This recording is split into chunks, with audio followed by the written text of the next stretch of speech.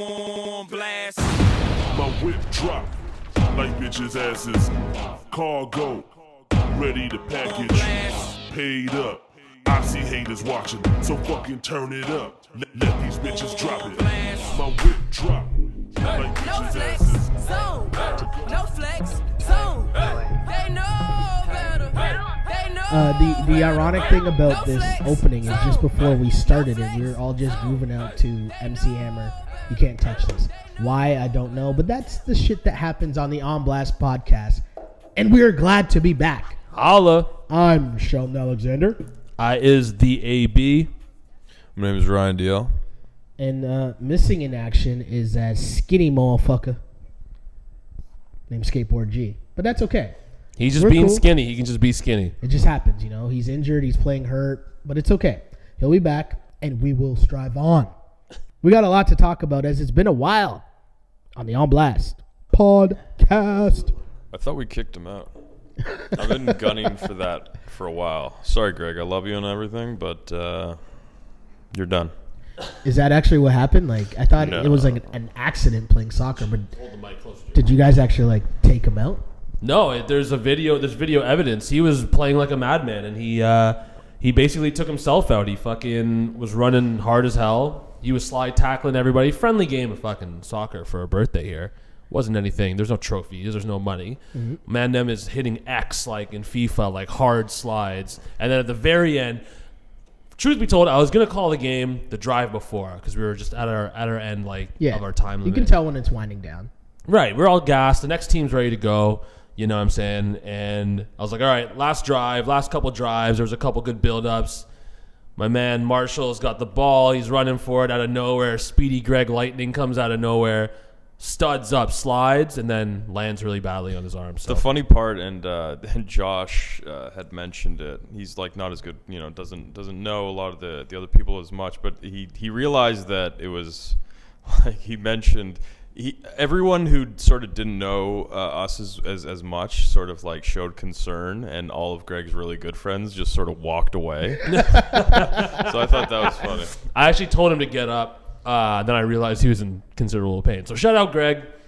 Shut up. Hold Greg. it in, playing hard, you know. Oh, he left it all out in the field. Yeah, man. playing to the whistle. You know, that's how you got to do it. Yeah, man. If you were to like pick an athlete that you would compare Greg's game to, who would that be? Because Like I'm hearing a lot about how fictional? well he was playing, you know? Yeah, no, he was playing impressively well for someone I'd never seen play soccer before. Yeah. So that was like, you know, he's very athletic. Yeah. As you know, Phil Simms would say. A little brash. If I were to compare him to like an athlete, I don't know. He works hard.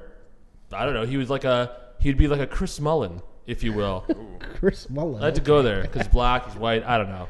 He You was. wanted to mix it up a I had to little. mix it up a little bit. He had some skill, but he would go in these bursts and then just like cave over and wheeze, and like I would do the exact same if I was going at his speed. Yeah. But I was just like I was in second gear the whole time, you know. Yeah. So I'm getting up in age, you know, almost 32. So Congrats. I was just like, you know your limitations. It's like Yeah. it's like when you watch like an old timers like hockey game and like they're not, the puck's always on someone's stick.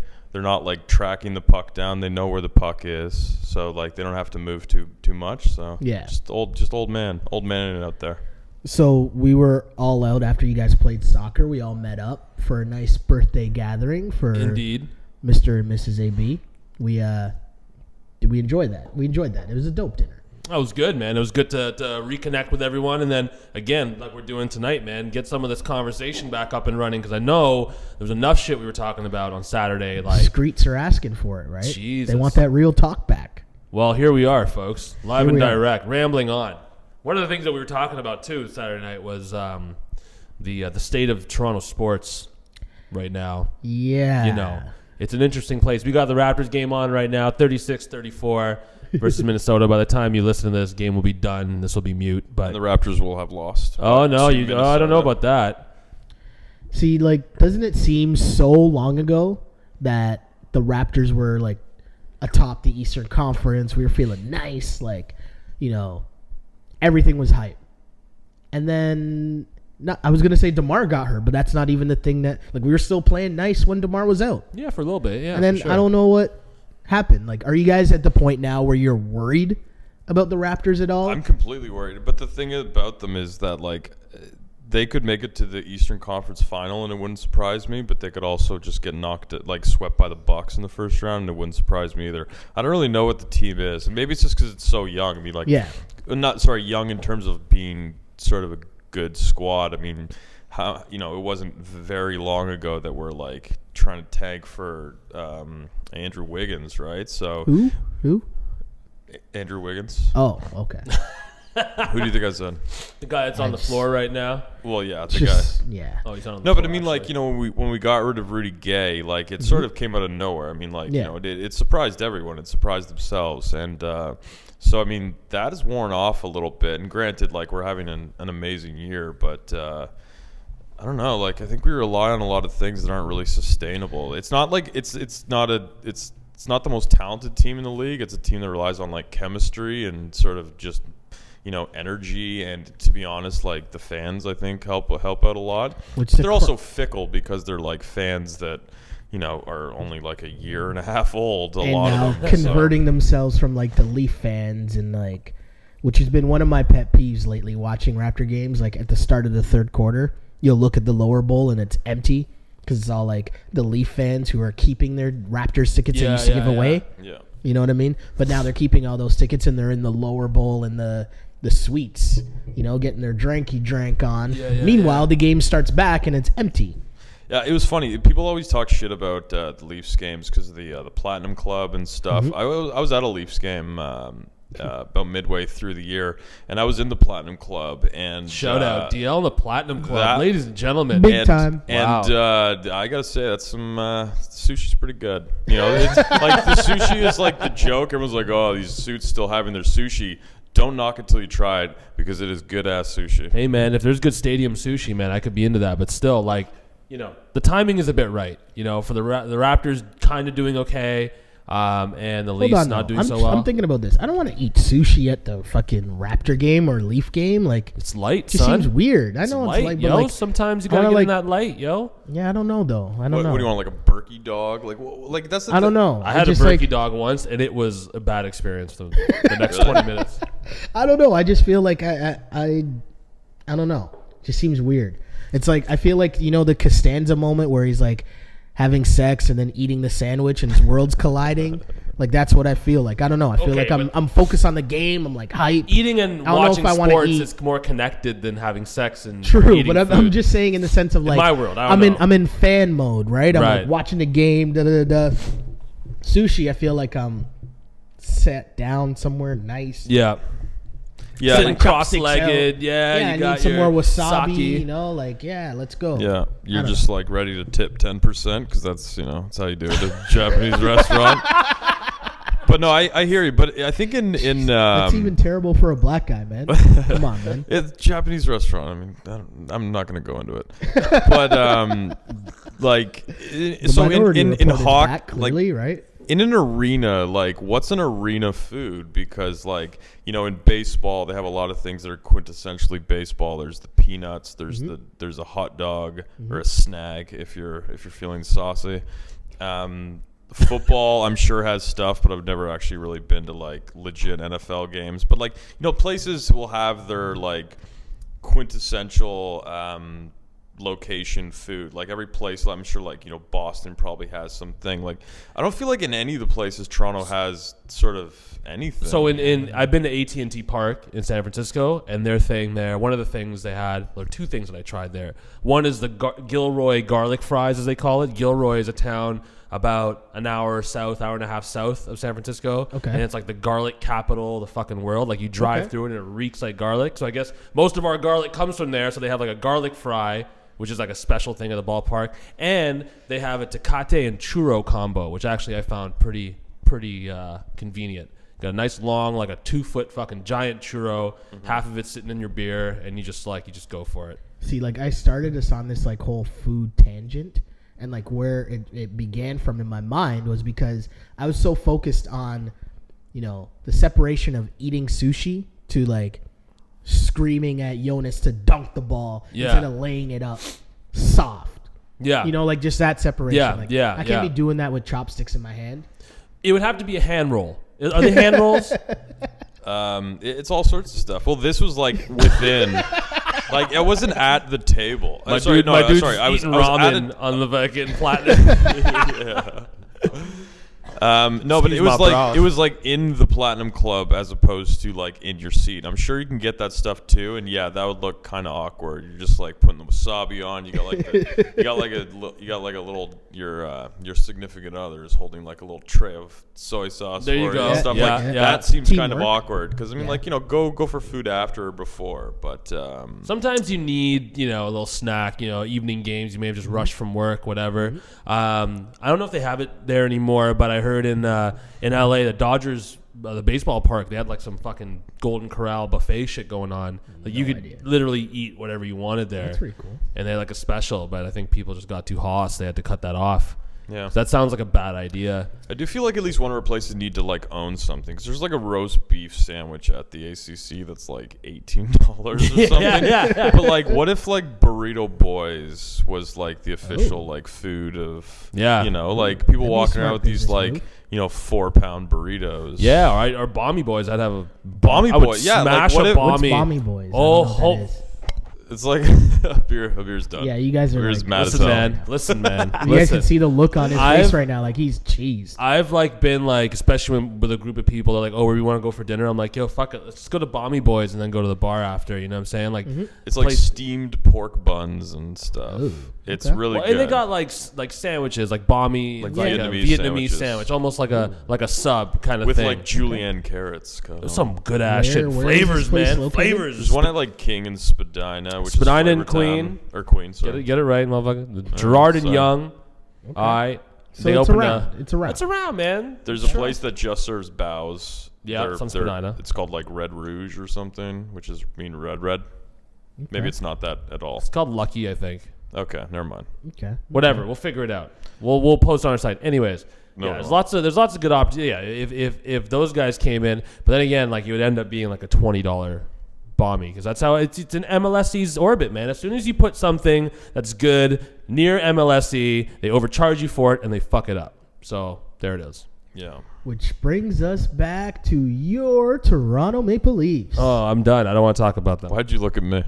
Because I know you probably got a lot to say. It was funny. One of my friends I work with, we were exchanging emails, and the message back, there's always like a chirp because they're a Habs fan, and obviously I'm a Leaf fan.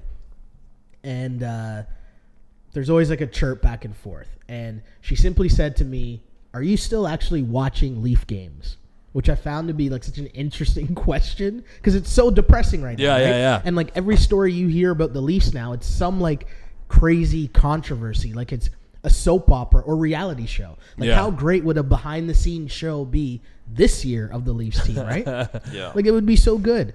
So I asked, like, are you still like watching games and paying attention to what's going on a nightly basis? I put it on in the background, but I'm not like into it. Like, yeah, like literally, like I actually have never been at this point. And there have been other years where we've been terrible and like we're out of the playoffs. And it's just like we need to lose because we'll get like a better draft pick. But Yep. this year, I'm actively like, okay, we have the potential to turn it around with Connor McDavid, and it's still a long shot. But like, so literally when we score, I'm just like mad as hell.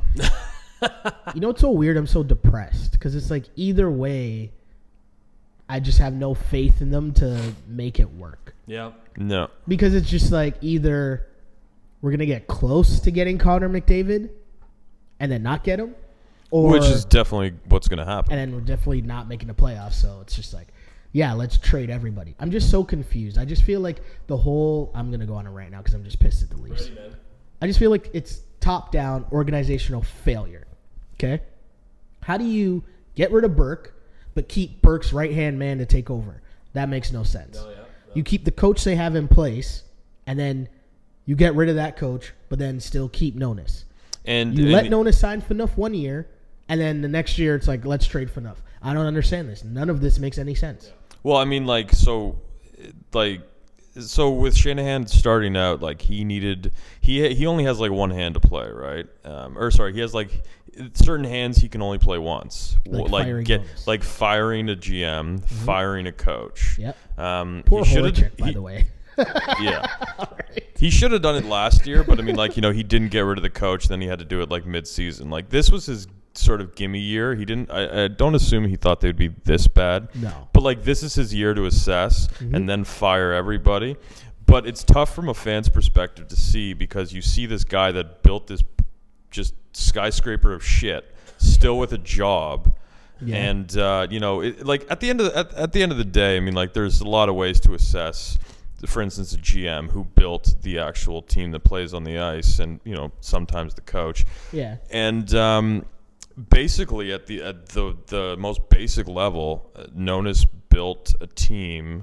I mean, his fingerprints are all over it. Burke has a little bit here and there, but frankly, Burke's parts are like good players, and Nonis's parts are like Nathan Horton's like fractured vertebrae, like sitting in like Tallahassee. Oh man! And so I don't know, but basically, like, he built a team that is a lottery team that that pays to the cap ceiling, and like, that's just literally as bad as you can possibly do at your job. Yeah, like, I don't know how else to say that. Well, I just don't understand how he can be in a position to where you re-upped Phaneuf to like a big time, long term deal. And then within a year, you're still involved in some faction in trying to trade that same dude. Like, logically, again, one of the Bill Simmons things I always buy is a VP of common sense. Yeah. Right? Every company should have a VP of common sense. A VP of common sense would come in and be like, wait a second, how, like, what? Yeah. And that's the entire Leafs organization. Now, Phaneuf's become somewhat of a whipping boy, right? Like, basically undeservedly, I think. Yeah, like my thing with the Leafs, really, because I know everyone thinks we need to get Connor McDavid, get rid of Kessel, get rid of Phaneuf. I don't blame those guys. I really don't. I remember when the NBA had its lockout, right? One of the things that came out of that whole story was that it's not your top end guys or those contracts that screw you. It's the mid-tier dudes. And once you mess up on a bunch of those mid-tier dudes, that's why your team is screwed. It's not Kessel's fault that he's the Leafs' best player, or Phaneuf's fault that he's the best defenseman. Right. You know whose fault it is? Tyler Bozak. Yeah, exactly. Well, no, right? Absolutely. I've that's where you mess up. I've resented Bozak even just being on this team, like, for the past however many years he's been here. I mean, at the start, I'm just like, oh, he's okay. But then I'm like, oh, he's playing with Kessel. That's weird. And then, like, 4 years have passed. Yeah, he's just like, it's just so bad. But it's just, oh God, it hurts so much. It just hurts so much. But, like, so to your point about, like, getting rid of guys like Phaneuf, it makes sense now, and it didn't make sense in the offseason because they didn't think they would be that bad. And now it's more like, okay, by the time we're more competitive, Phaneuf is going to be out of his prime, so may as well try to get something for him right now. And the same with basically anybody. Like, I love Kessel. I think he's a great player. I mean, imagine he's in Chicago and instead of Patrick Kane, and he just plays Kane's role. Like, is anyone questioning, like, what he's supposed, like, his leadership or anything like that? Like, absolutely not. He's he'd be just as productive playing with Taves as like Kane would. He's a fucking great player. He's like a top 10 forward in the league. And that's the thing. It's like, stop blaming him. Don't blame guys like Kadri. Don't even blame guys like Phaneuf. Like, blame Dave Nonis, because instead of playing with a Ryan Getzlav, and I'm not saying we get him, but I mean, like, instead of playing with like a legitimate centerman, like, he's playing with Tyler Bozak. Yeah. Like, that's the problem. It's like he's nipping it. He got rid of Grabowski so he could get he could re-up Tyler Bozak for big dollars, and he could get David fucking Clarkson, who's like not even an NHL caliber hockey player. Shouts to David Clarkson. Fuck that kid, man. Just cashing checks. What an asshole. Keep getting them checks, David Clarkson. Man. His agent is on some shit. He's like a beer leaguer. I mean, he's not even on our team, and it still upsets me. He wouldn't make. You're saying he won't make like the team for the Spengler Cup? There's absolutely. if there's no so you can't bury contracts in the AHL like you used to. You only get $900,000 worth of cap relief, as opposed to previously when you could bury a Jeff Finger in his entire contract. Shout out Jeff Finger! Look at that. And that's why like teams like Toronto that just like print money should have taken more advantage of that kind of stuff. For sure. And so now we just can't do it, which makes a lot of sense, from a parity perspective. But like, so. He would have been just so gone so fast, like sign the contract and the next day just be like, hey, you play in the AHL now because we finally got to see you on our team and you are an AHL level player. So with there being like the depressing part to me about the Leafs is that there's no real sign of hope because you're not going to get Connor McDavid. It's not going to happen.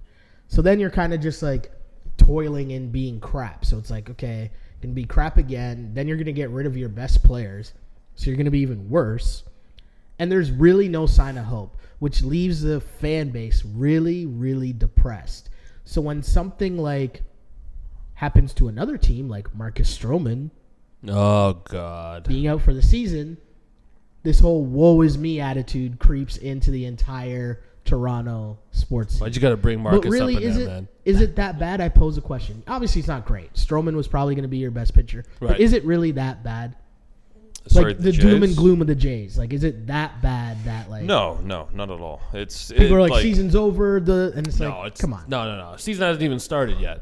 I mean, like Texas lost like Yu Darvish for the league, right? He's Marcus Stroman isn't as good as him, but like, no, it's not as bad. I do think it is just the fact of living in Toronto. It's just like, oh, what else can happen? But I mean, if it's like if Toronto Blue Jays are the only game in town, it's just like, oh, like okay, we'll just figure out like how to move forward with this.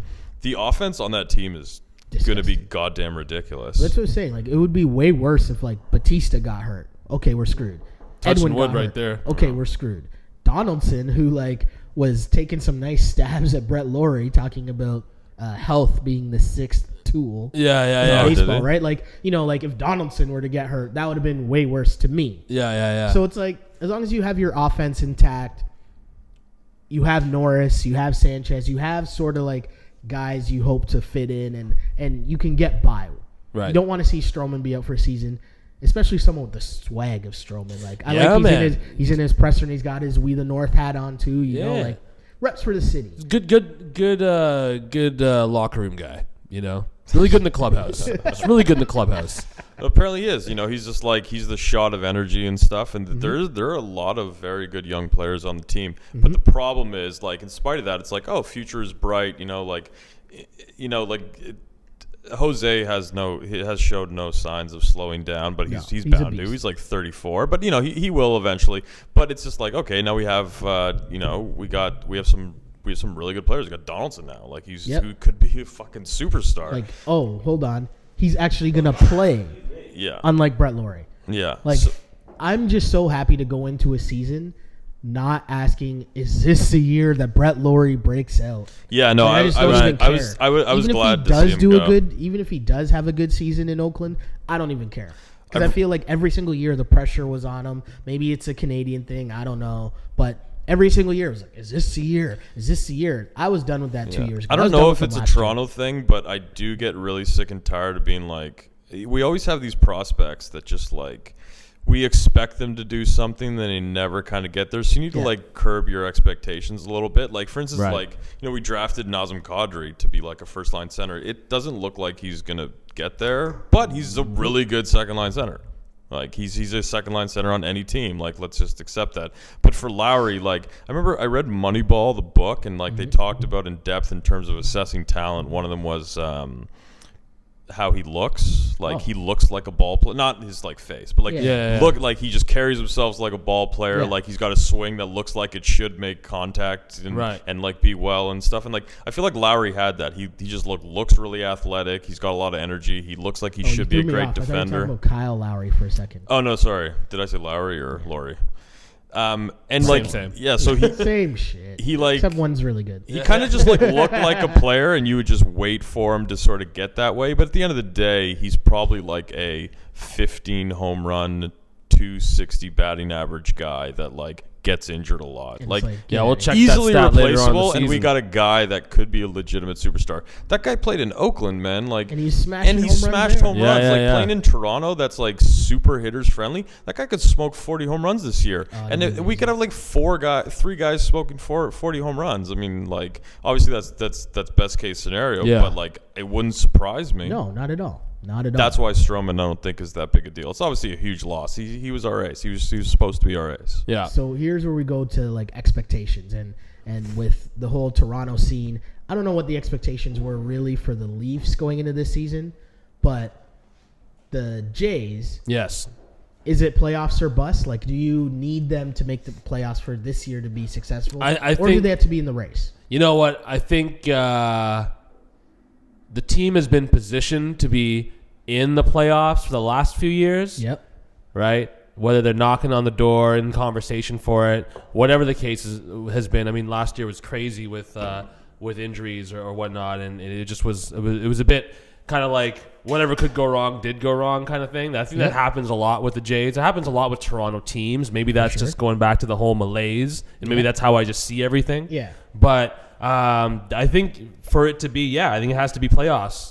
So we can see some progress. There hasn't been. So, like, what is the progress do you see if they don't make the playoffs again this year? It's going to be excuses, right? Anthopoulos is going to get fired. This person got injured or whatever. Hopefully not. You know what I mean? Or we caught a bad streak, or balls weren't bouncing our ways. Whatever it is. Gibbons and Anthopoulos are gone for sure. There you go. So that brings us to the one team that we know for sure will be talking playoffs in the city of Toronto. Yeah. Your Toronto Raptors. Pew pew pew. My question is, The drops aren't working. I know what my answer is to this question, but I want to hear from you guys. What would make this year a success for the Toronto Raptors? A playoff round win. Just one win in the playoffs. Yeah, I mean, Yeah. I don't know. Like, I mean, we probably should expect a little more considering where they are in the standings and what they've done this year and what they've done in the past, 18 months or whatever. Mm-hmm. But we're just so starved. And once again, it's that, Toronto thing creeping in. But, I was so happy just to see playoffs last year, and then we lost to a considerably worse team, but that just had a little bit more I still stand by it. seasoning on them. Terrence Ross hits one shot the entire series. He can go away for all I care. He's not. He's that Laurie we're sort of waiting for. He's never going to be that guy. Well, that's why it's good that we got Lou Will, right? Well, that's the thing. I was just gonna say, there was a little bit of a turbulent period a couple weeks ago or last week for the Raptors, right? Mm-hmm. They were losing games that Everybody. they should have. Yeah, some of those games they really should have won. Then I saw the Indiana game just a few days ago. Yep. Indiana's got a top 3 defense. Yep. They got giant ass Roy Hibbert. Just you know what I'm saying. Yep. And the Drafted Raptors by the Raptors. drafted by the Raptors. There Also you one go. of the hottest teams in the NBA right now. Correct. Oh yeah, Yep. yeah. They've since the All-Star break, they've been tearing it, right? Yep. Raptors had them in control pretty much the entire game. For sure. And then you're like, okay, well, there you go. Yeah. Well, what was so hard there? JV's getting some touches, Yeah. right? He's getting confident with the ball. That's a whole dimension we don't see a lot don't with these use a lot. Raptors teams. Homeboy James Johnson is in tonight. He was that big spark for a while. Yeah. They had T. Ross was in a bit more. He was playing okay. He has Missed a dunk. He front rimmed a dunk. I don't know what's going on there. Yeah. Pal. Shouldn't be doing that. But then, Lou Will just dropped an easy couple, was it 23 or 20-something points he had? Yeah. Ooh. I think this season, without Lou Williams, the Raptors would have been screwed. Oh, yeah, for sure. Absolutely Especially when screwed. DeMar went out, he was starting. That was a good look, man. That was a good you're looking right. I mean, team. he didn't start, but he was putting in work. Off Right, the right, bench right. Every night in, night out, he was putting in work, getting us pretty much 20 a night, and it's just consistent bench scoring. Okay, he might have off games where he's shooting poorly, but Right. he's still a threat that the defense has to think about.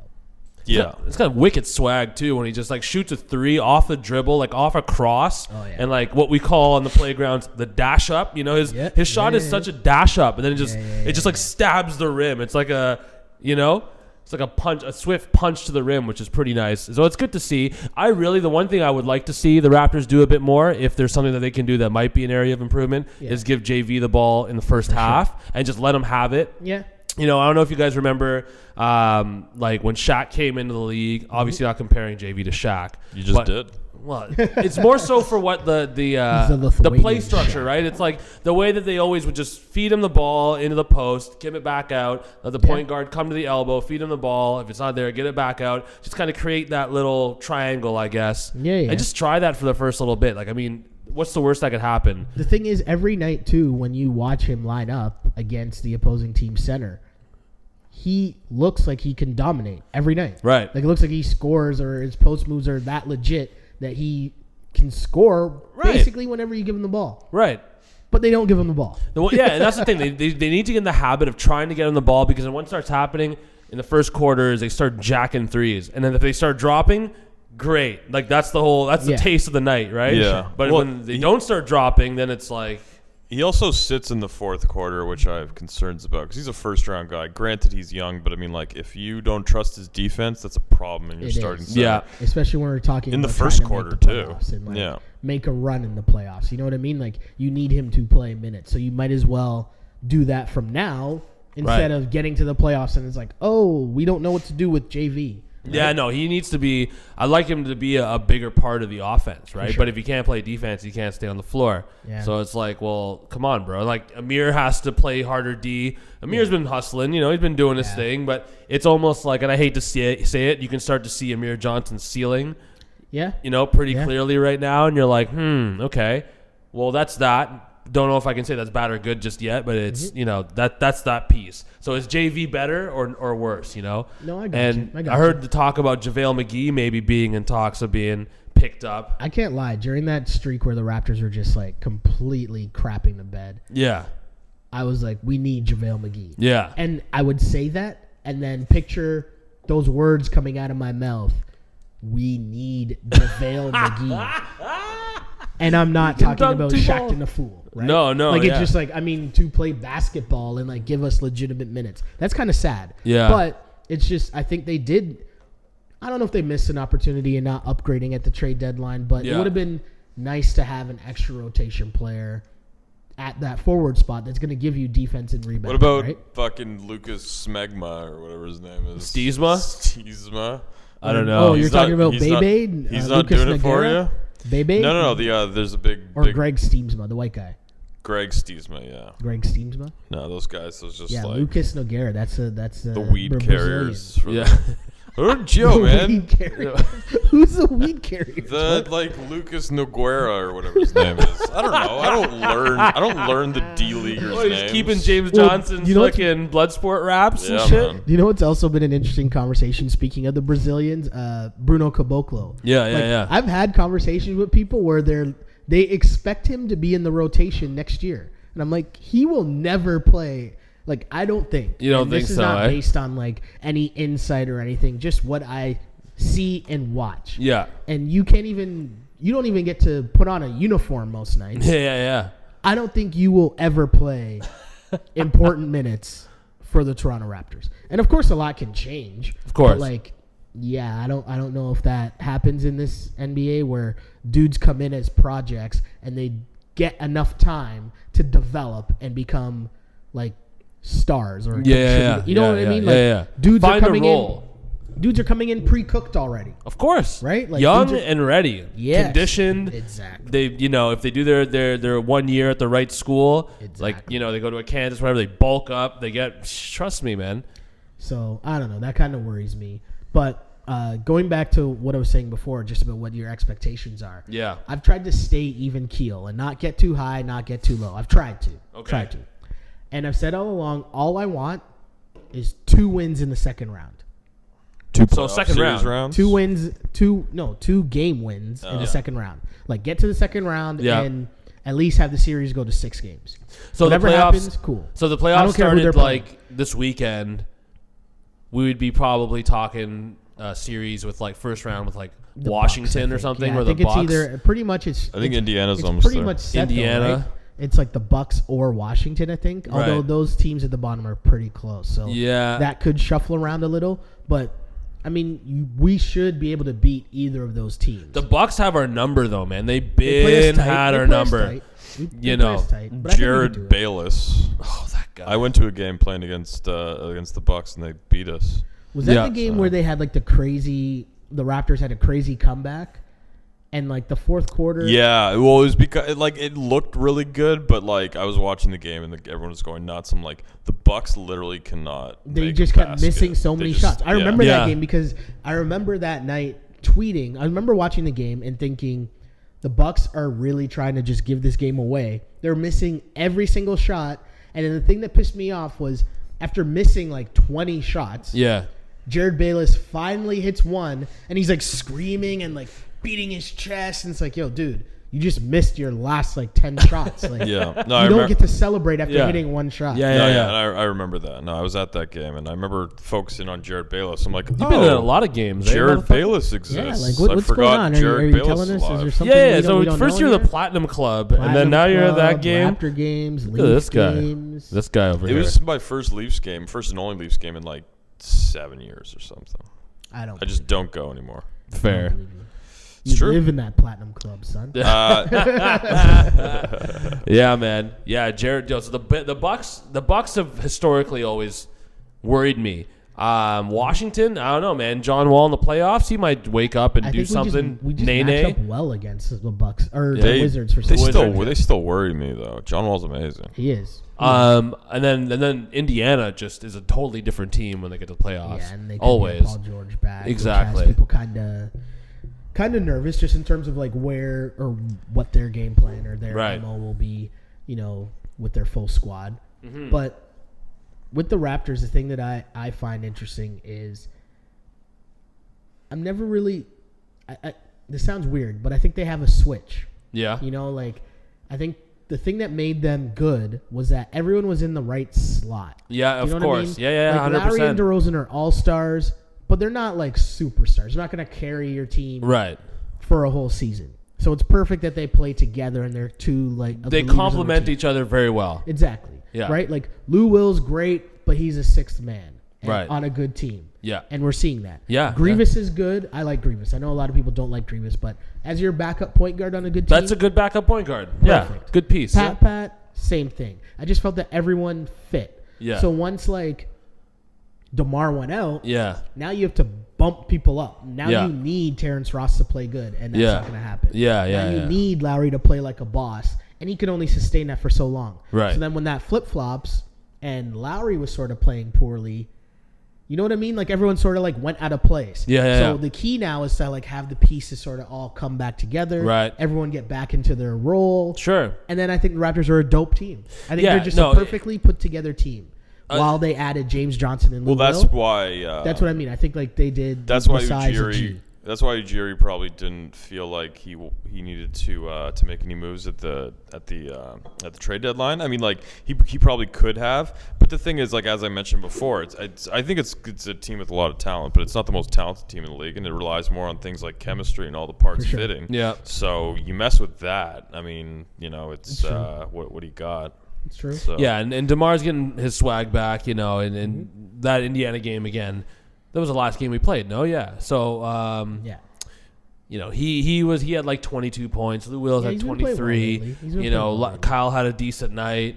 JV was scoring a bit more, and that's the thing, right? Like if you get like JV just dropping like an extra 10 points every night, that could be a really, really big difference. It's a nice advantage in the playoffs when things slow down. Right? So like if Dumping you're into your only big guy. playing if you're only really playing the first half or 3/4 of the game, why not just give him the fucking ball a bit more in the first quarter? Like with honestly, right? Like it I'm just with you. I don't know. I find it a bit weird. Like it's almost like if you guys remember like Steve Mariucci, right? When he coached the Niners. Obviously, you're a Niner guy. For sure. He always had his first 20 play script. list, the Yeah. script, right? Yeah. It's like whoever's the opponent, maybe there might be tweaks, but we're gonna start the game with whatever's on this list. I got you. Right? I got you. I feel like the Raptors need to employ that just with using like JV is like, okay, option fucking 2, is just feed the ball in once or twice. See what's there. And you know what option like never ever should happen is DeMar's Kobe shots. Mm-hmm. Though that pisses me I off. like them. I like them because he drained some of them, You like and they're them when like, they go "Hey, in, man, yeah. he's working. He's like an entertaining player when he's playing like that." The problem with the team is, like, I know obviously the record is better this year than it was last year, but they just look like a much better team last year. I like Lou Williams and everything. I don't like, I don't know. Maybe it's just I'm just it's something that I think noticed, maybe, and like, it's it not was- true. Last year they were so much freer because there's no expectations, right? Well, no, but I mean, like, just in terms of how they actually like play the game, like they would seem to like move the ball a little bit more. And as said, like, granted, I didn't watch every game last year, and I watched every game this year, but like all these isolations and stuff, and like when Lou Will is dropping them, he looks like a superstar. When he's not, I'm like, stop shooting the ball. Yeah. You know, and the same with Terrence Ross. It's just like, I don't know. I just don't feel like there's like all that much movement. I think we're like sort of a one-trick pony with players that could shoot really well. I have another question about Lou Will. There was I think a story came out a couple weeks ago about how he wanted to get a new contract. Like, he's supposedly been going to the Raptors trying to get a new contract. Yeah. Do you think it's considered tampering, the fact that Drake has a song that's basically about Lou Will off his new album? Have you heard that? Tampering it's a song for called, who? For the Raptors. Like, that's a huge advantage. For Like, who? Drake making a song Yeah. about Lou Williams while Drake is an employee of the Raptors and Lou Will wants to sign in Toronto. It's creative persuasion, man. That's You know, amazing, though. it might afford Lou Williams to say, "Holy shit, man! I'm not gonna ask for as much money because I just love it here. I got a world famous rapper, making songs about Making me." songs about Right? it. Well, I got We'll a shout him out. value add. You know, when he was in Philly, like Freeway wasn't making music about him. You know? Right? Like, That would be a dope track, it's though. it's an addition I'm not mad doesn't. at Free. It doesn't. It's an addition that doesn't show up on the contract. But sorry, what do you mean by tampering? Like for Like, on a that who? can't Conflict of be interest? On some level. No, I'm saying on some level that has to be like against NBA rules, no? Like, it's not really, because it's not like Adam Silver's Well, but bumping Drake's new album to like really take He it in. probably He's is. an employee. He's an He probably employee is. of the Toronto Raptors.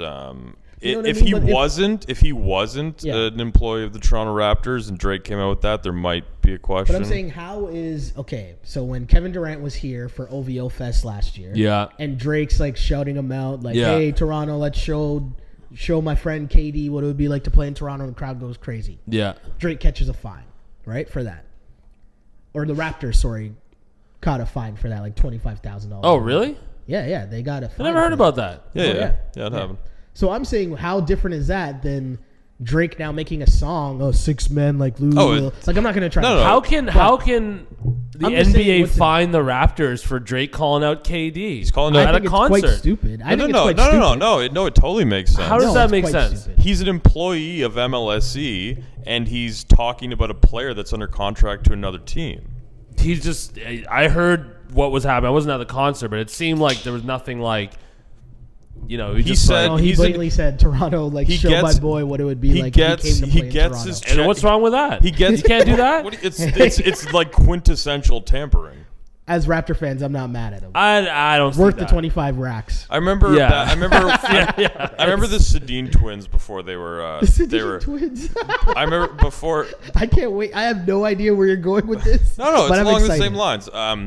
Like the season was over, but like the free agency had started, and Ron Wilson, the coach of the Leafs at the time, he said, "Yeah, we'll probably pursue the Sedin twins, and like they're still under contract to another team. Like that's that." You know, you're not allowed to do that. Yeah. Like that's tampering because they're like in their head while they're still under contract to another team. So- like you've essentially reached out to them, But, which like- you can't do. People like reporters and shit speculate all the time, and they were talking They're about. not paid by MLSE. Drake is paid by MLSE. If Drake was not paid by MLSE, I don't know if he's nothing would actually happen. paid. He's But- paid. I mean, I don't know, he's man. an That's- employee of MLSE. It's on his LinkedIn. it's on his LinkedIn, and that's all that matters.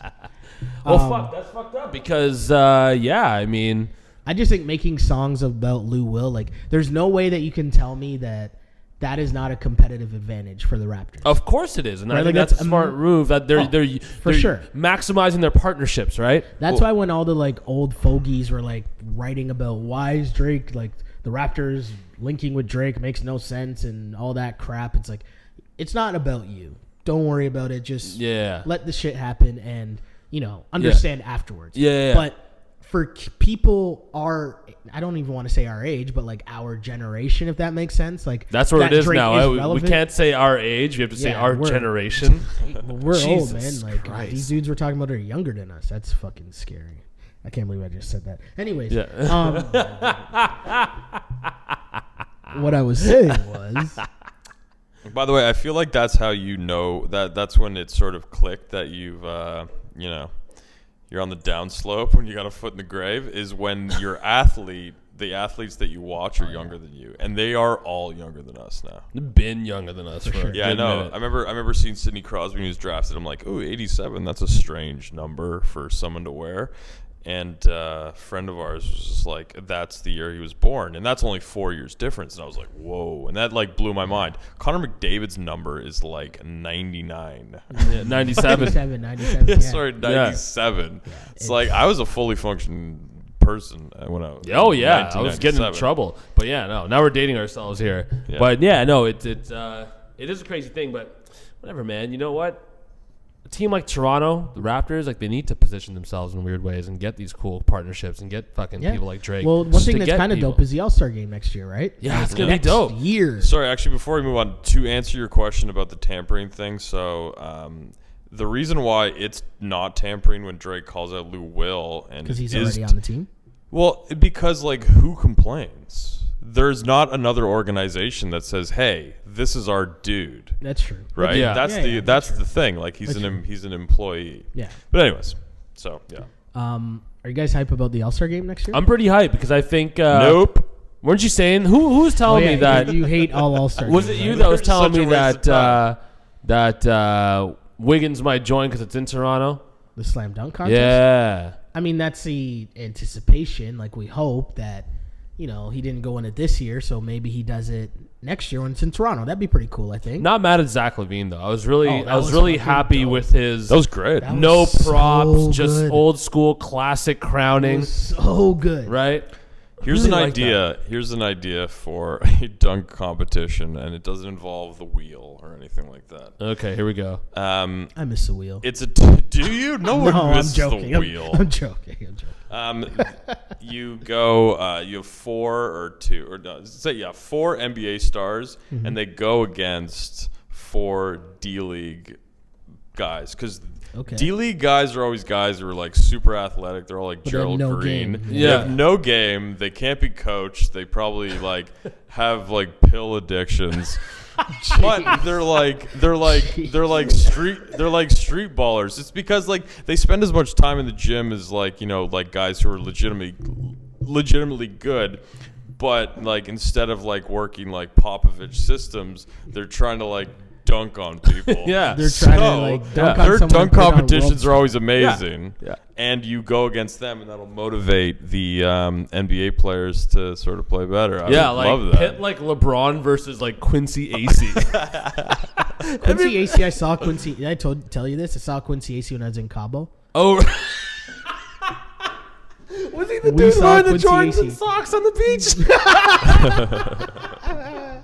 Side note, to give a little bit of a backstory here, when we were kicking around topics for what we were gonna do for this podcast, I said I wanted to go on this rant about, because I just came back from vacation, but a lot of people, around this time, you're traveling around, you're in a warm climate, you're somewhere, and one of the things that I said I wanted to rant about was black dudes on vacation wearing too much clothes, especially like socks and sandals or like Jordans by the pool.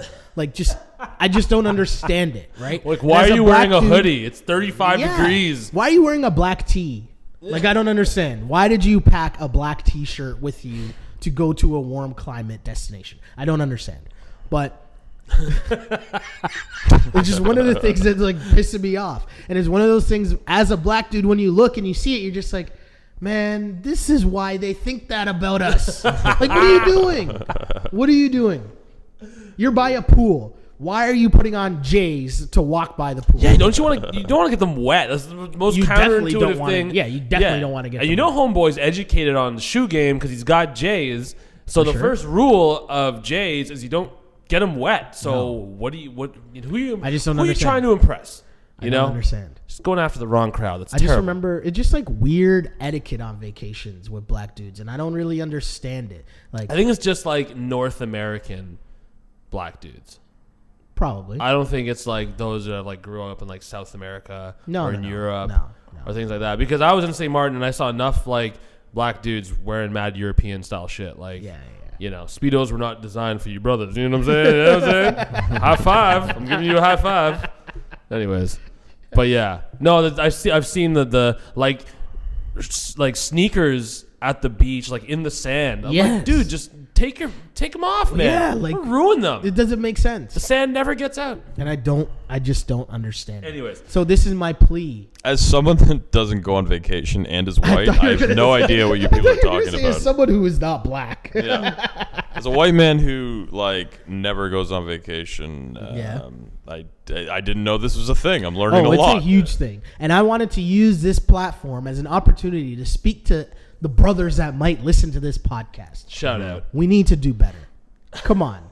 Go get some flip-flops. You can get Jordan flip-flops. They make those. Get some boat shoes. Fucking open a 401k. I bought some dope boat shoes, by the way. See, that's the thing, right? I bought some dope I'm not a sandal dude. I just think sandals are just, I don't know. I can't walk in them. I can't do it. Not a fan of the chancletas. So I have, man, I ain't trying to do that. Shout out Cameron with that. But I got like rubber boat shoes. They serve all purposes. You can get them wet. Nothing wrong. I got a pair of Sperry's. It's the whitest thing I've ever done. That's very white. Wrong with that. I'm just saying, they're like they're great. I walk in grass, and then I put the shoes on. Like I don't wear socks. Like it's amazing. Putting on socks and runners to walk on the beach. Like don't do that. Going back to them. something else again. The VP of Common Sense. The VP of Common Sense will look at you and be like, "What in the Ross are you doing?" Well, exactly, and they'll use those exact words. What in the Ross are you doing? Yeah. You know, because that one rogue wave will come up and your J's are done, son. They're toast. That's salt water. Yeah. That shit will fuck up your shit one time. So how we touched on this was I was mentioning that I seen Quincy AC. And in Cabo, I was there for my boy Coop's wedding, and shout out to Los Coopers. Shout dope out. Ass wedding. Oh, Cooper wedding. got married? Yeah, Coop got married. It was amazing. Dope wedding, dope party, super dope. Nice. So, there were a bunch of, before we went down, he actually said, hey, it's NBA All-Star Weekend, so we'll probably see a lot of NBA dudes who obviously aren't taking part in the... Who are in the D-League. No, but we saw Lou Will. We saw... Oh, shit. Oh, yeah, we saw Amir. We saw Pat. We saw JaVale McGee. We saw David Lee. Like, there's a bunch of dudes all down there. But it was just funny. The white guy that hangs out with all the black guys, David Lee. No, David Lee actually... See, there's certain things I don't want to say because I ain't trying to be Harvey Levin. But I will say David Lee was at a table with about 11 12s. Wow. 12-year-olds? That's gross. No. Step your game up, David Lee. I did not mean 12-year-olds. Dime plus We're twos, not trying to put that out there. Shout out David Lee, man. This is some hot goss that you just dropped. He's like... But let's. I don't want to... As I said, amazing. Trying to get Seems like Cabo's a bumping place around this time of year. Cabo is dope. Never been. I love Cabo. Heard it's lovely. Cabo is dope. I don't even know where it is. All you need to think is we need to get you on that itravel2000.com shit, man. You need to 1-866 WOW deal. There you go. Get away from less. Right now, yeah. Boom. They are not a sponsor of the show. In fact, we should holler at them and be like, yo, pay us. We just plugged your shit. Anyways. Fuck iTravel. Go on vacation, man. You really should. Beaches are great, man. Yeah. No, man, especially after this winter. Like, I don't know, man. Like, back-to-back just freezing cold, terrible winters. Like, yeah. I mean, this country is a wasteland. There's no other way to put it. Hold on. I want to go back to Quincy AC. It's a terrible wasteland. What happened? What was your interaction with Quincy AC? We'll get to Canada in a minute. Man. See, I'm trying to like tiptoe around like certain stories because I don't want to do that. Okay, fine. Like fine. we live in Toronto, right? So like I'm just saying, there's tons of opportunities where we could be putting a lot of things out there in these streets. But I don't really want. You worried about Quincy AC in these streets? I'm not worried about. No. I don't mean like that. I'm just saying I don't want to be like the source. No, and that's fair. You know what? And that's fine. We're not trying to put Quincy AC on blast. No, I'm not trying to put Quincy AC on blast. If you got hot goss, kind of feel like if you got the hottest of goss, like I'll say this much, right? Like Lou Will, Amir, and all them, they were dope. Like they were talking to Canadians, like, oh, thanks, we appreciate you guys. You know, we appreciate our fans. Like they were talking to people, and they were cool. And like you're on vacation, so you can understand if you know you're at a spot, you're at a bar or whatever, and like we were on a beach. It was a beach party, right? So you can understand if like these guys were kind of standoffish because you're on vacation, right? Yeah. But no. Like the Raptors, it made me and like the crew we were with like want to rep the Raptors more because they were just so nice, Yeah. super chill. So just like talking to everyone, like super cool. So yeah, Quincy AC, he kind of looked. What I will say about Quincy AC, he kind of came off as too cool for school. Oh, for real, And eh? it's like, you're Quincy AC, homie. Like I'm gonna assume lots of chains. Yep. I'm gonna assume Sunglasses at all time, like yeah, even in yeah. the club. No, at night, that goes without saying. Facing, like arms. So, Yeah, I'm already yeah. saying, I was assuming that someone like an extra from Belly, right? Like an extra from the movie Belly. yes. Like someone that was like in like either in the opening scene club or like that hangs with like yeah, the opening track was hard, or that hangs out with like Lennox or whatever. Do you want? That's where you're going. with Anyways. that. Oh yeah, that clicked in my head. The last thing I'll say about Quincy AC though was that we went out one of the nights like with the full like wedding crew. It was probably like the last night that the majority of the crew would all be there. So it was like the big like hoorah, so to speak. And I'll just say that our party was a lot doper than the booth behind us, which was Quincy AC and a bunch of dudes that I would assume play for the New York Knicks, but I don't know what like Langston Galloway looks like. Yeah. You know what No, I for mean? sure. Like, I don't know them. You dudes didn't on see the Mello Knicks. there. That's an excellent lacrosse name, by the way. Which Langston one? Galloway? Langston Galloway He's like the Knicks like starting point of guard the right Greenwich Galloways. Oh my god. Well, He's a that's black pretty dude. funny, man. Oh really? Oh, what? Really? now. Yeah. Oh shit. Langston Galloway? Shit, I would have hired him. Not anymore. Hey man. Hey, look at this resume. We got a Langston Galloway here. He comes in for the interview and he's like, "She." Hey man, maybe that's the new like strategy. Like all the too many DeBrickashaws, and they're like, hey, let's take it this way. Let's like name all our kids like old British names, Thruxton. Do it, man. You A know? lot of Benedict Cumberbatches. Yeah, coming man. up Fuck, why not? In the streets. I always love that. remember our boy D-Mac. Yeah. He played on a football team with this guy, and his name was Moses. And I always thought like that was the dopest name ever. Yeah, Like, can yeah. you imagine a kid named Moses? Oh yeah, man. Like a little 3-year-old Moses running around? Like, no, you're already a grown ass man.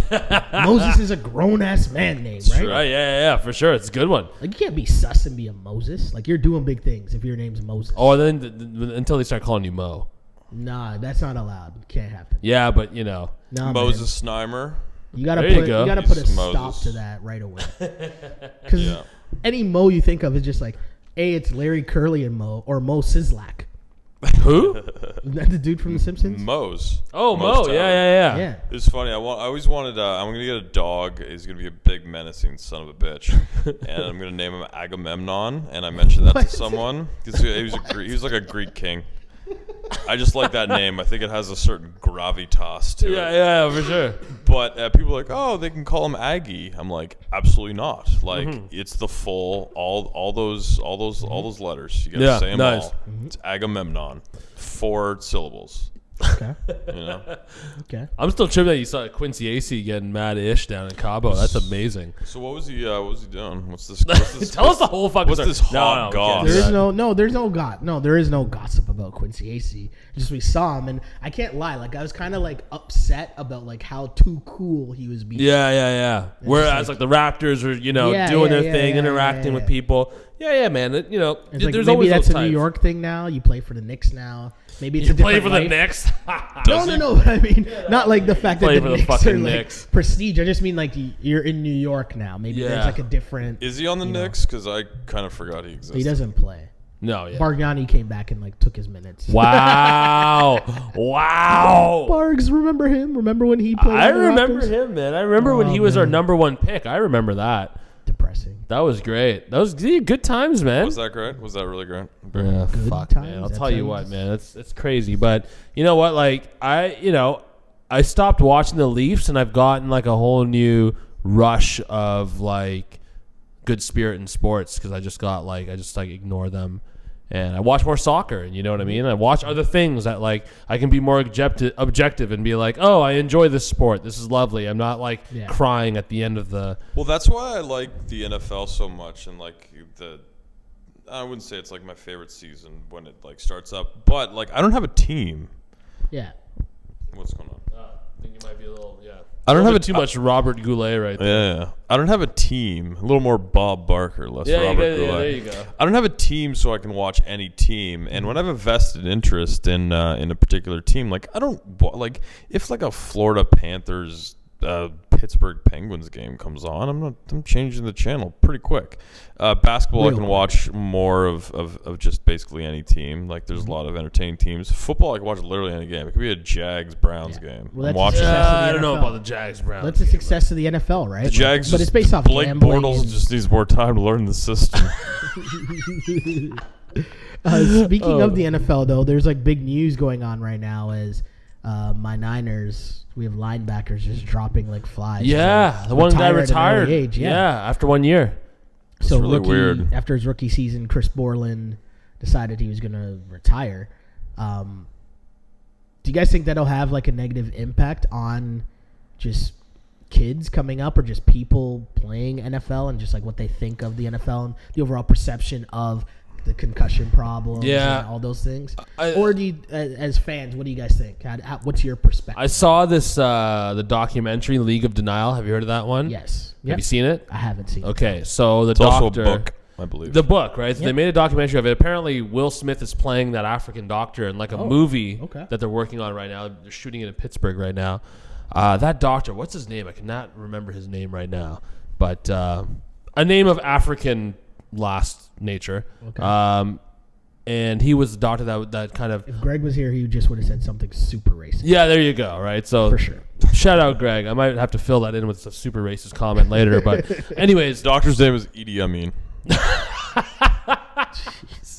But anyways, he was saying that during the course of this documentary, he's basically saying that a big reason why they try to cover it up so much is that he gave us some stat. I gotta confirm this, but it was something like if like 4 to 5% of American mothers are proven to that football is dangerous. Yeah. It could be like the death of the NFL. Yeah. Like it's like that heavy. Like it's that heavy, and it's like sure. that, and it's like the infrastructure of like the feeder system and how like schools and high schools push their football teams. It's almost like celebrity status. Kids want to play it. Yeah. Like if there was only like a 5% swing in perception, then it could mean like big trouble. That's interesting. Which is pretty interesting, man. Yeah. Oh, for sure. And that's something I'm so curious about. Like I would love to, at some point, whether it's Sorry, like $20. I would love to, if at some point, I don't know if it's like we get people to like tweet us and like let us know what they think, but like even the female perspective of it. Yeah. Because like I want to ask you guys, like we don't have any kids that we know of. Shout out. But, you know, whenever young Ryan comes along. Agamemnon DL Jr. And he wants to play football, would you let him play football? No, I'd say get me beer and shine my shoes. So I went to, the reason I went to Northern was to play football because I enjoyed playing it. And then I just did other things.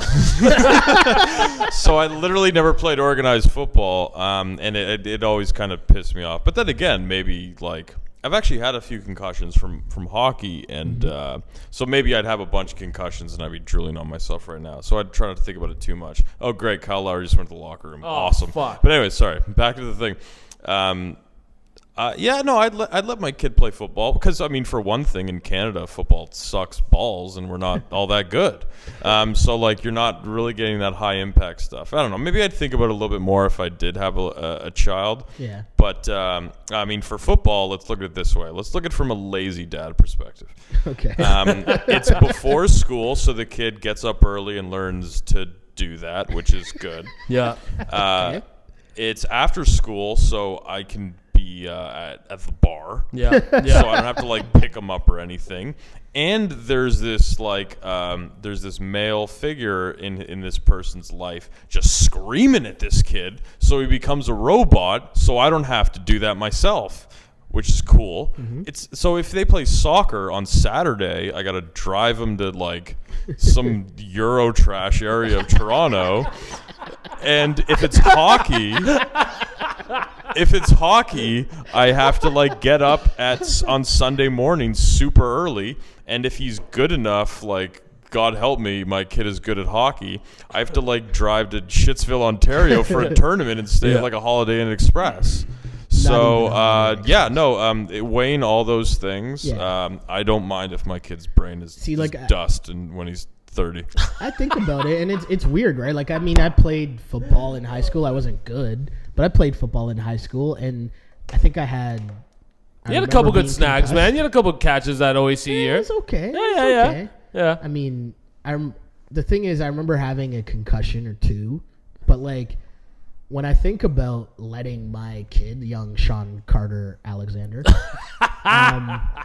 when I think about my future young boy playing football, it's weird because I always look back on it and think about the other things that weren't the game, right? Like, I know this is going to sound cliche if you didn't play football, so you might not really understand, but I'm just saying like the camaraderie that you gain from playing football. Football to me is like a rare team sport in which you need everybody. You do. The quarterback's a superstar or the receiver's not ours.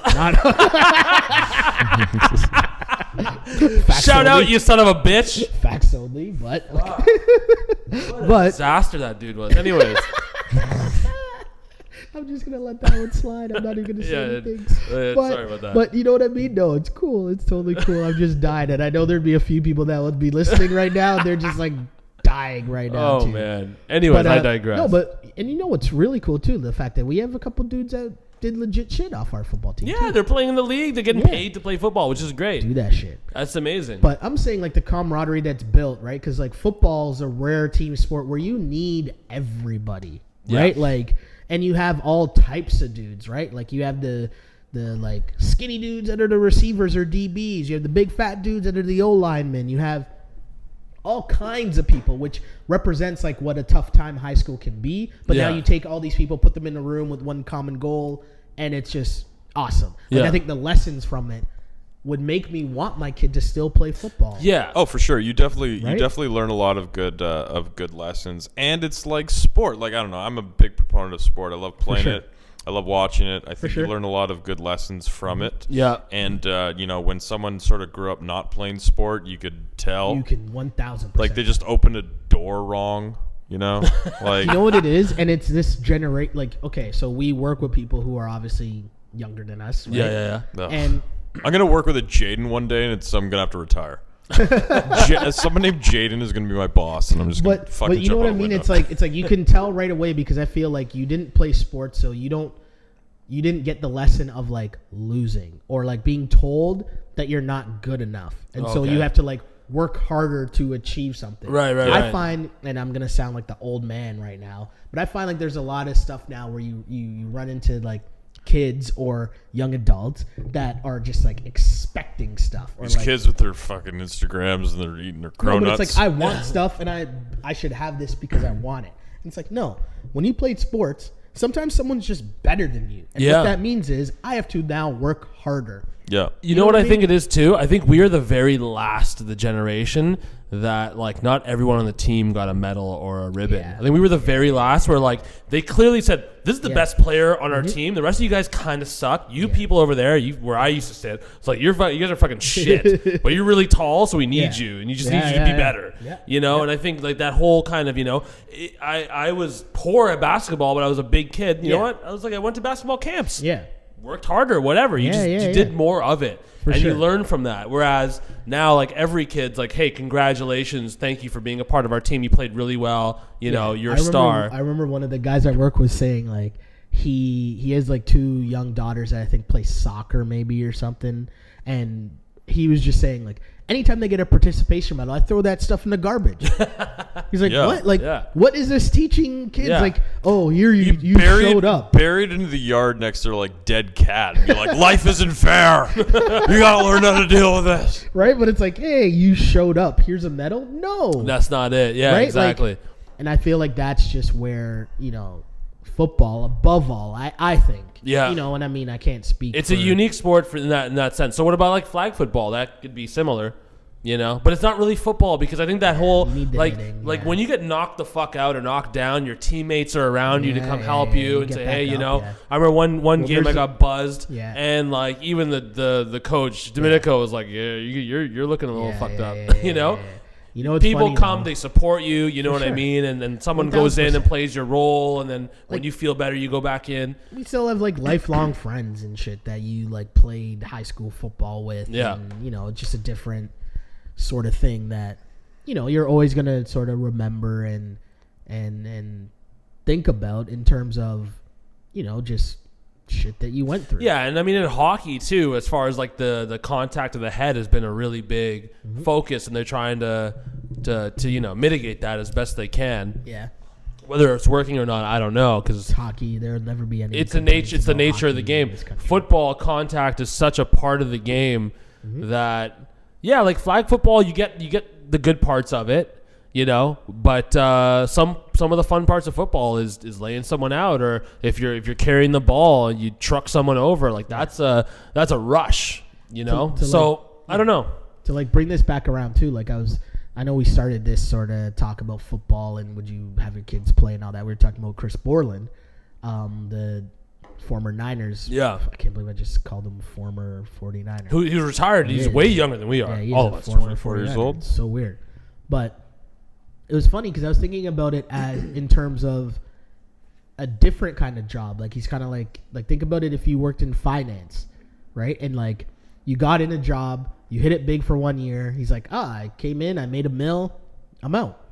Why do I need to continue doing this for?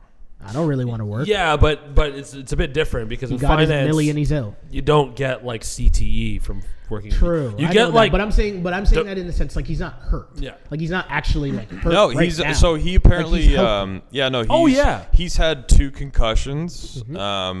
One was playing soccer when he was younger. Yep. shout out to getting injured playing soccer. Yeah, and one was when he was a sophomore at where was he, Ohio State or something. But one was he was Really? sophomore in college. So he doesn't have. He's not like No. you know. It's He's not like Eric Lindros like that has to retire because like you know he's Brett drooling. Lindros? Yeah, exactly. Like Yeah. he's not retiring because of any issues. He's retiring at like the potential of having issues, which is very strange. I mean, like he's clearly like put a lot of thought into it, and it's a very brave thing. No, and for sure. it'll be interesting to see if anyone else follows suit. It's like for you know like Patrick Willis and stuff. Like he retired because like he just you know He's hurt. He He's doesn't. hurt. He's Yeah, hurt. his bodies doesn't- are hurting, He wants yeah. to be able to like you know friggin' stand up when he's sure. when he's 50 years old. And okay, like yeah, so he retires, but over the course of his career, he's also made like how many $1 million? That's so true. it's an easier decision to make. It's really and he's like he was 30, right? I mean, like how many more years does he have in him anyways? Like it's not him just like walking away from the game. It's him like opting to not play another 2 years. Yeah, and one This thing I was guy gonna is say, walking away from 10 years of a career. and he could have a really good career too. It's not like he's like a shitty player, right? Or I guess the flip side of what he's thinking is this could all be over in the a second. season. Yeah. I guess. Right? Like but we're I mean, at least- anticipating like he could have, but in his mind he's thinking this could all be done like tomorrow. Well, like not just like this done in terms of like my life will be changed tomorrow. Like as in like I have an injury that that might affect the way I live. Yeah. Yeah, and you know, for me, like when I look at football and I look at like football equipment specifically, I feel like the development's been slow there. You know, like because obviously I watch a lot of car racing, right? Yeah. And like shit changes all the time, and it's Yeah. all to like increase safety and things like that. Some people may say it makes the product a bit worse, whatever. But their safety is like a very top priority, For sure. Right? When I look at the NFL, I'm like the only like there's updated helmets like in the last couple of Helmets years. don't that are do coming anything up, for concussions. but they don't really do anything, right? So it's like no, but like there's nothing that can be done. yeah, they wear the mouth guards. They say that's supposed to Yeah, help, but besides whatever. like the mouth guards, all the helmets do is prevent your skull from cracking. So there you go. But like it's in your head, so like there's honestly kind of nothing you can do to stop that. Well, yeah, I mean, I guess with specifically to concussions, that makes sense. But it's like if you look at it generally, like it's kind of the same stuff they wore 50 years ago. You know, Yeah. like it's the same idea. Like no one's like really said, hey, you know, maybe there's a better way of doing it, and they might make it. They might have to, especially this like the last couple of years with all these reports Just with coming the out. negative energy, the negative like the huge dark cloud basically that's seems to be building over Yeah. the NFL just with this issue, right? And I don't It's not see, going like, anywhere. the NFL's mad Teflon, but, like, this is, like, a lot of hits. Like, it's taking a lot of hits. And as soon as, like I said, in that quote that the doctor said, if there's a 5% swing in perception on whether this game is safe or not, Yep. like, it could really spell a lot. Like, I mean, the NFL's the NFL. They'll figure it out. But once the bottom starts getting taken out, like from a grassroots level, and kids are playing other sports. Well, I think that's already happened. Apparently, that just kids are playing less football. But I mean, like, it's essentially played by one country, and I don't know if there's a huge shortage of guys who want to play in the NFL. Yeah, you that's know? why there's. I don't know. I don't CFL. like. I think the NFL is just. I mean, currently, I mean, things could change, but I don't see it in danger of losing relevance, all you have to do losing is look at players college at all. football. Yeah. Like this Yeah. year for the NFL was a damn nightmare with all the stuff off the field. Ray Rice just like beating his. But then you put on a fiancée. great show like a Super Bowl. Their then ratings, it's like, the you know. ratings this year were apparently more than they've ever been. Yeah. Right. They're Which is completely amazing. Teflon. They don't like they're only acting like they care about their players. They don't like these. If you're a retired football player, you're instantly invisible. It's just like, you know, players are the average player, or like 50% of the average player is like literally claims bankruptcy within like 3 years. Yeah. Like they don't give a Crazy. shit about them, It's and they crazy. never did. And now there's just a bit of attention on it, so they act like they give a shit. But like, you know, during the Super Bowl, like Julian Edelman looked like he was just he about was to definitely like. He concussed. looked like he had like brain like coming out of his nose after that one hit. Yeah. And He couldn't walk. and he just He like he didn't played miss a play. He played the entire game and didn't miss a play. Like they don't give a shit. Yeah. They give a shit about the attention that it gets. Like but that's why it's good, because sunlight is a great disinfectant, and like that's the only way they're ever going to change. It needs to be people that understand that that's an issue. Yeah, and I think that's right. I think when you think about it, it's like these people kind of know what they're signing up for. Yeah. You know? Yeah. Like Willing participants. Yeah, and it's not like it's an overnight thing. Like, you have to be good at a high school level. You have to be great at a college level. For sure. And then you have to continue to improve when you get to a pro level. For sure. So you're kind of bought into it. I get it. Yeah. Which I guess is weird for the 1 year, like 1 year and done. But that also means that, like, he must have had, like, a big moment where it's like, fuck, like, this is kind of fucked up. I'm not really in favor here. You know, if I get injured tomorrow, you know, maybe I don't know what my contract situations are, or I might be a vegetable, whatever, right? So it's interesting. It's pretty heavy. I mean, I love football, man. I watch tons of it, you know, and this season though, it kind of was like, fuck, man. It's like, it's hard to be an NFL fan right now because There's a lot that went down. Obviously, the domestic issues, you know, AP with his Switch thing, whatever, you know, like I'm sure his kid was acting like real shit. Yeah, exactly, right? But do you know what I don't like? So I still like watch the sport and I love it. I cannot watch, like, especially when these huge issues, and you know, I read a lot about it and I watch it on like television, and like there are these like legitimate issues. It's just like, oh, so and so killed himself last, you know, whatever, and it's a big story. And they, you know, it talks about like CTE, and then you turn on like Sunday morning, and it's just like that fucking panel of idiots, just like, you know, doing like some like Berman, just like whoop, and you're just like, you know what, like maybe you should add a little gravity to the sport, and like maybe not everything's a joke. So like I try to avoid that. The actual sport I like, and maybe I'm part of the problem too. But like, I have a dude at one of my boys always says, he's like, we're humans and we pretend like we don't like violence because it's convenient, but we love violence. We love violent movies. We love violent sports. We'll watch and be cheering like the hardest hit, like, oh, and then pretend to care about concussions, right? And I talk about it all the time.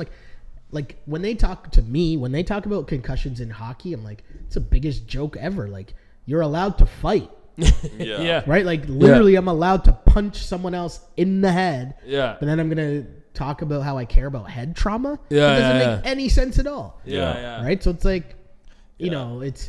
I think fights in hockey are so stupid, but I'm sure that's another discussion altogether. For another day. Yeah, no, I think it's crazy because the head issue is like, in hockey, they like you said, it's almost like hypocritical. But going back to what you're saying about like the Sunday morning, like the pregame shows, like there's just so much football content out there, and I'm just so tired of the hyperbole. I think that has something to do with it too this year. I just got fucking tired of listening to fucking Chris Collinsworth spinning yarn. Everyone on their high horse, right? Yeah, it's like, man, shut up, man. I'll watch this shit on mute, man, or something. You know, the game is beautiful. I don't need you talking shit all over it, right?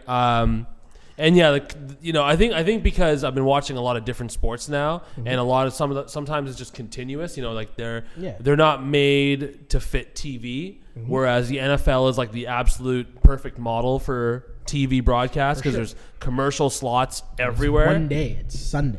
Yeah, and it's just sit on your couch, man. But like, I hear what you're saying. Like, yeah, that's true. I've had a problem with a lot of like the local broadcasts, which we won't mention here.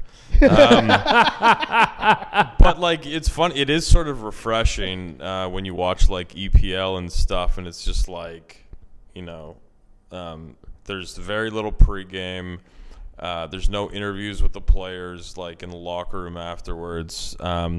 During the game, it's not like so-and-so passes to this guy, Sometimes silence is just golden. Yeah, and for like, sure. There's Especially just, when like, you can see it. There's Media. just no frills, and the NFL is the sort of antithesis of that, where it's just all frills. It's like pre-game show for 8 hours, like that kind of crap, and it's just like, maybe you don't really have anything to say, but that like on the TV guide browser, if it says NFL, like you can just charge a premium to your advertisers. Yeah. I get that, but I don't need to watch that. Yeah. Yeah, that's kind of got to me. But I mean, I think the NFL, if anyone can recover, man, they will win us back like we've never been won back before. Recover, like as said, like they made, they had record viewership, probably record profits, like compared to that viewership. Roger Goodell made $40 million last year. And like Tom Brady is still the king of earth. Oh God, that guy, that guy. I just want him to retire, man. I cannot wait. I am just. You're a Tom Brady hater too? I am enchubbed with anticipation for the day that fucking team is 7-9, and I can't wait. It's gonna happen. I've been waiting for way too long. Why are you and mad it at Tom hasn't Brady? happened. I don't know. Like, I gotta give props. But you're a Bills fan, right? I grew up a Bills fan. Shady. Now I don't really care, but they seem to have a bit of a squad with no quarterback. With Matt Castle, former New England football Patriot. Yeah, there you go. Who Remember him? went 12 and whatever. Or like, so did they go like? No, he went like 11 and 5 with them. Yeah. That's my problem with Brady, is that you could like not, and you can't put in anyone there, but so that's the thing. He goes away 11-5. What do you mean? They were gifted that Super Bowl. Whoa. Oh, by the way, actually, I guess my bank account was gifted that Super Bowl too. Because it's been a while, and like we haven't talked about it, but maybe we're not getting too much because obviously it's been beaten to death. I don't think throwing the ball was the worst call ever. I think it was actually probably a good call. They make that play more often than you think. That play never gets picked off. It's not so much passing the ball. I think it was just the predictability of their goal line. Of that particular play where they were going. That was a superstar play from that guy whose name I've never heard and Malcolm never hear Butler. again. Yeah, there you go. So like Malcolm Butler for sure doesn't get enough credit for like the that was an amazing play. He lead like the Super Bowl. Yeah. But I don't think passing's that bad of a call. It's just, why are you throwing it to the middle of the field? And obviously the Patriots knew that's one of the plays that you run in that situation, and he was ready for it. They got lucky. But if he ran I think they got lucky. You think he got lucky? There's no way he got lucky. No, I'm saying the team got lucky. No, that play by Butler was amazing. If you watch it, I've seen like it from a different angle. Like he just like he read it all the way. He read but he read it like it's not like he necessarily he definitely got like the perfect jump. Yeah, and, like, for sure. I don't like the Seahawks. I'm just so sick of the Pats. Well, they got Jimmy Graham now anyway, so the Shout out, Seahawks aren't really, they'll be back. It's great. in some form. I was reading on Deadspin, and one of the questions was like, "Is it possible Chip Kelly has rabies and he's just going through this like mad state?" Like, Well, like, when the story came out that freaking the Eagles were working out Tim Tebow, I'm like, he's just trolling the NFL right now. Right? Yeah, no, trolling the media, trolling every other team. Yeah. Like, you don't really want Tim Tebow. Whether it Come on, works man. or not, the I gotta Argos don't want Tim Tebow. No, hell's no. whether it works or not, I gotta give props to him. Like, he definitely has a vision, and he's sticking to it. He's not farting around. Like, he's leading that shit. You know, For sure. Yeah, good for him. I mean, that's his And mentality, once right? again, I don't have feelings one way or another for the. I mean, for it'll the be Eagles. interesting to see how that all plays out for sure this coming NFL season. If it is a nightmare, man, those all the writers in Philly are just like sharpening. Well, the funniest thing was knives the right now. whole Stephen A. Smith thing, right? Where he's like, Oh, yeah. accused him of being racist. Yeah. Which would be like the dumbest thing ever. Stephen A. Smith. like- God damn it. That guy, man. It's just. I bet you hilarious. he wears like socks and Jordans to the pool and beach. That motherfucker. Oh, Jesus, man. That's let's, crazy. Let's switch gears a little here and talk a little. How long have we been going here? Can you An say hour that? 24. Really? Yeah. Oh wow, it's a Yeah. long time. Yeah. Wow, Ryan's gone for a piss. it happens. Yeah, I guess so. It happens. It happens. We got a lot to say. Let's wrap up with a little music chat. Sure. No, I got some Action Braun right here, man. Just going. Oh, yeah. We can't hear it because I forgot the piece to the headphones. This has been we're in a new place right now, our new studio right here.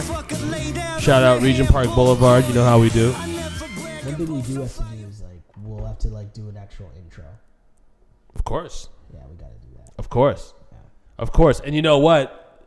In the summertime, hopefully we're going to get some patio shit sorted out outside. Maybe do an outdoor fucking on blast block party, That'd be barbecue. You know what I mean? I'll be in the hood, That'd be man. A brand new Regent Park Boulevard. It's a lovely place in the neighborhood. Very dope. Very, very dope. Also very dope is this moment right now in hip-hop. People seem to be jacked up as we're only in March, but already people are claiming that this year in hip-hop is better than 2014. The reason we're saying this is because Big Sean had a big release. Drizzy Drake sort of snuck in an album there. And the anticipation, or I know I'm anticipating it heavy, of Kanye West. Kendrick also dropped his album recently. I know there's a lot of Kendrick heads out there. But I'm just waiting on Kanye, to be honest. I like Drake's album, but I'm waiting on Kanye. What do you guys think so far in terms of the music game right now? It's a good start, good momentum, good momentum. And especially for Toronto, like North by, there's a lot of good hip-hop artists coming. Like Vince Staples is coming. I've been playing some Vince Staples shit, and it just brings me to a happy place, It's very aggressive music, Yeah. But that's a good look. Action Bronson, I was just playing some. He's coming back to Toronto. Mm-hmm. That's good. I mean, Kanye, can't wait for that. I haven't heard much of the Kendrick, so I'm gonna pause on that. Not that excited to hear the Kendrick. To be honest with you, coworker stopped me walking down the hall yesterday, I think it was, to play me "Blacker the Berry." Is that the song? That's a song off Kendrick's new album. Just to play me the beat. The beat is dope. Yeah. And that's literally the only song I've heard off Kendrick's album. Yeah. I think I'm with you. I'm like, Kendrick's good. Oh yeah, yeah. Saw him when he performed with Kanye last year in Toronto, and I'm a fan. I think he's good, but he's still not one of the guys where right away when it drops, I'm like, okay, I gotta listen to this right now. Yeah, I can wait. Yeah, I'll get to it. Yeah, I think as I've gotten older, the funniest thing has happened is I just listen to more ignorant hip hop. You're in the no flex zone. Yeah, I don't care to be insightful, man. I agree. I like the way it sounds in my ear hole, and that's kind of as deep as it goes. I don't need all that depth. I did really like Kendrick's first album, which I guess was 3 years ago. What the hell's the problem? Bro. He works with Dr. Dre, that's why. Yeah, well, exactly. Yeah, he just slows everyone down.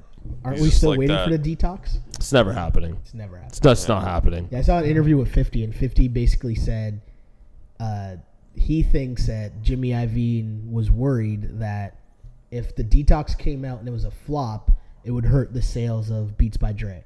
So like the brand of Beats by Dre Beats became like so popular that they were worried about affecting that brand. So that's so funny because came out. I was at a producer's house last month. Really, like, you know, world popular producer. He's worked on a lot of big tracks. Oh, what's the name? Can't do it, man. It's not just now. You're not going to drop names? Well, we'll drop because I don't do that, man. I don't do that. Yeah, man. This is we're into some serious goss territory. But no, but he had a pair of Beats by Dre, but like Detox edition. Ooh. I'd like go grab him, like, what the fuck is this? Like, Yeah, you know, yeah, and he's yeah, like well connected to me, and he's got platinum and gold records in his crib. So obviously someone gave that to him or whatever. This is a low key name drop. That's what you're doing. Yeah, it's a low key name. Yeah, it's a humble name Yeah, drop. you can't actually, because it can't be a full name drop without dropping the name. So, Exactly. I'm with you. But anyway, leather vessels. Magnum had a Detox edition That's Beats dope. by Dre, which is funny that you mentioned that. It's like they're fucking everyone's like the anticipation of the Detox album is like the album. Like Yo, that's we were like the in product. high school. We were in high school still. Fuck, man. Well, Waiting yeah, for the Chronic Detox. 2001 came out in 1999. That's right. Which Best is hip hop album of all time. Definitely. Come fight me with that. Top 5 for sure. Man, Possibly you listen one. to that Yeah, shit front probably- to back. God damn it. Yeah, You no, listen to that agree. shit right now. If that shit came out today, you'd be like, this shit's fucking amazing. It's classic. It's true. It's not so mad at that timeless, album. you That know? is a dope album. But I haven't seen Dr. Dre in a while. For all I know, he's like fat and old. New NWA movie coming out, and I saw him do a promo for that. So Yeah, I did see that. Yeah. I think he's still in the I'm juice. playing Yella. There's no way that can be good, right? I think he'll be Actually, good. normally I hate biopics. All these I feel biopics like end up being bad. Like, I feel like they're- Notorious was so terrible. No. Yeah, but see, Ice Cube makes like real movies though, like the family movies and shit. Like he's got like Jewish people working for him, so it's gonna be like a proper It's movie. like, are we there yet? A real Yeah, movie? Or, like the ride headlines along? or his whatever. Ride kids- along? I bet Is that his a real kids were movie? like white in that movie. It's like what? His like kids are just straight up like In blonde hair, blackface. blue-eyed kids, and like what are those movies? He hasn't made them in a while, but like you know what I mean? Like Ice Cube's made like real movies, Yeah. Oh, right? yeah. And like like, Triple X 2, The Reckoning of Vin people, yeah, it's Diesel. not like state property. You know, it's not like rappers normally making Vlog. movies. Yo, Yeah. Did you guys see the Dame Dash interview recently? Oh God, no. He's just talking like mad ish. There's nobody that talks more ish than Dame Dash. Of course. Like nobody on the planet for sure. But he's like boosting himself, talking about how he's making movies and like I do this and I do that, and I'm like, dude, like, Motherfucker, I got the internet too, man. What movies you made? yeah, Come on, man. right? Please. It's like come on, get out of here, man. I made movies, this guy. Yeah, musically though, I like the Drake album. I enjoy it. Yep. I think it's a good listen. It's not crazy, but there's some sleepy sleep tracks on. There's some there good that I tunes like. on it. Yeah, there's some good tunes on it. You can Yeah. always count on Drake for, you know, the consistent Drake album, you know? But I'm hyped for Kanye because all like interviews that Kanye's been doing, he's been bragging about like how he's coming back with an album where he's making like cookout music. Yeah. Like for your summer barbecues. I and love shit. it, man. Like some graduation shit. Yeah, right. And that's the yay that we want. That's Yeah, the yeah, yay. yeah. I mean, I liked Yeezus. We discussed that before Yeah, for yeah, sure. Yeezus was cool, but he was like experimenting. Right? Yeah. Like, we're talking like the yay that we all know and Yep. love. Yep. The yay that allows him to go out and like cuss off Taylor Swift and we still love him anyways. Yeah, of course. Yeah. Never hated him for that. Also true. I never even knew who Taylor Swift was before that point. I think she should thank him for her. Well, yeah. It's fucking crazy. No, that's good. I was looking forward to that. I think, yeah, you know, when's the next Watch the Throne coming out? I want to hear about that. Right? Like, yeah, I'm kind of confused because I remember when Watch the Throne first came out, Yeah. they said that their plan was to each come out with another single album. And then they'll do make Watch the Throne 2, which clearly isn't happening because Kanye's about to come out with his second album. Well, you know, And who knows what Jay's up to. it's Jay will only just, March, like, man. It's only March. Jay will just like make up something and then take 2 weeks and make an album and drop it again. Well, you know, I think, right? yeah, it's like the Magna Carta thing. It's like, you know, That let's album sucks. find out, find like a, I still, when Beach is Better comes on my shuffle though. I'm yeah, it's still like a yo, 60-second this song, is though. It pisses I know, me off. I I know. want It a is whole disappointing. track.